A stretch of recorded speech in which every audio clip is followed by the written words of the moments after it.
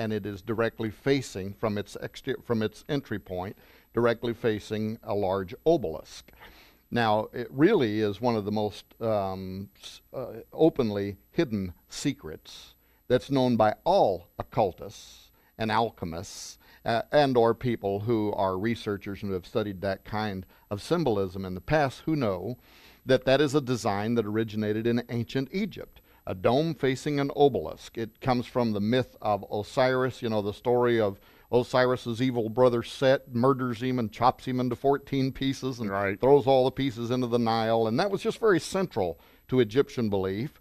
And his sister wife, the queen of magical skills, Isis, she goes up and down the banks of the Nile River, collects 13 of the pieces of Osiris, can't find the 14th piece, which is his missing male organ. But she assembles his body back together, just like we had 13 continents in this country that were assembled together to form one union.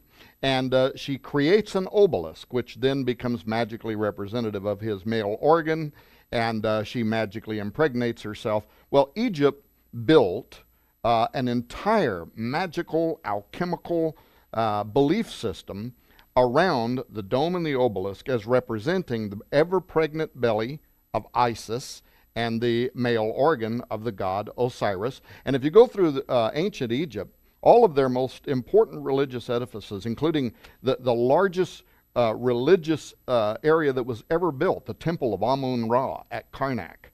You go there, here's the dome temple of Isis, here's the obelisk of Osiris, and during a festival called Opet, what is it that happens? And I'm coming to a point here that's really important. The pharaoh, during the festival of Opet, would go inside this ever-pregnant belly of Isis, the dome of Isis. A raising of Osiris ceremony was conducted by the Egyptian magicians, the purpose of which was to draw forth the spirit of Osiris through the base of that obelisk, up through where it would magically emit into the belly over here of Isis. And as Pharaoh standing inside the belly of Isis, he is transmogrified. The spirit of Osiris enters him. He went in the temple as a man. He comes out. He is a god. He is Osiris in flesh, which is also known as Horus, the son of Osiris. And this way, Egypt knows they have divine representation in the leader of their country. Now fast forward to our day. At the Vatican, you have a dome facing an obelisk. And by the way, that obelisk was taken from the city of Heliopolis, the ancient city of On in the Bible, where it was dedicated to the god Osiris. It is literally one of the obelisks of Osiris, was removed there, and eventually was put into the middle of St. Peter's Square there. But now you come to the United States. You have a dome. When the founders were building this country, they actually first called it Rome. They were designing it, if you will, after that same ancient pattern from both Egypt and the Vatican. And now, here's the point that's really important. When you talk about occultists and what they believe, and you look at Washington, the dome, and this giant obelisk known as the Washington Monument, the largest of its kind in the world, built by Freemasons in honor of George Washington. It's 6,666 inches high. It's 666 inches wide along each of the perimeters. It's based on a magic square. I mean, it's just a tremendous amount of occultism. But here's what I was told by a U.S. senator. I was doing his radio show. I won't name his name, but I can verify this.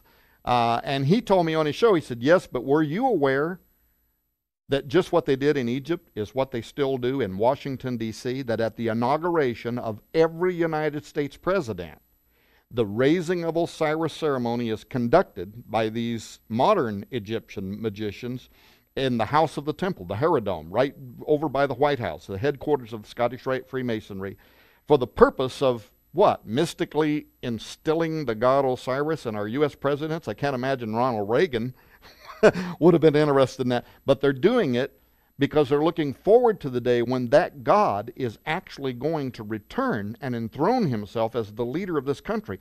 I went to the Herodome. I set this up. My wife went with me, Nita, who could verify this. We went inside on a private tour, and I asked the 33rd degree Freemasons, I said, is that true? And they wouldn't answer that question. They answered every other question. They wouldn't say yes or no to whether they actually conduct that ancient Egyptian ceremony in Washington, D.C. at the inauguration of every U.S. president who's standing over there in the dome of Isis, the Temple Dome, the U.S. Capitol Dome. Anybody can take a tour, walk inside, and look up into her underside belly. What do you see? The apotheosis of George Washington becoming a god. This is a very a powerful belief system, but if you couple it with the prophecies on the Great Seal, yes, Gary, 2012, they believe something happened. They believe something may culminate in 2016.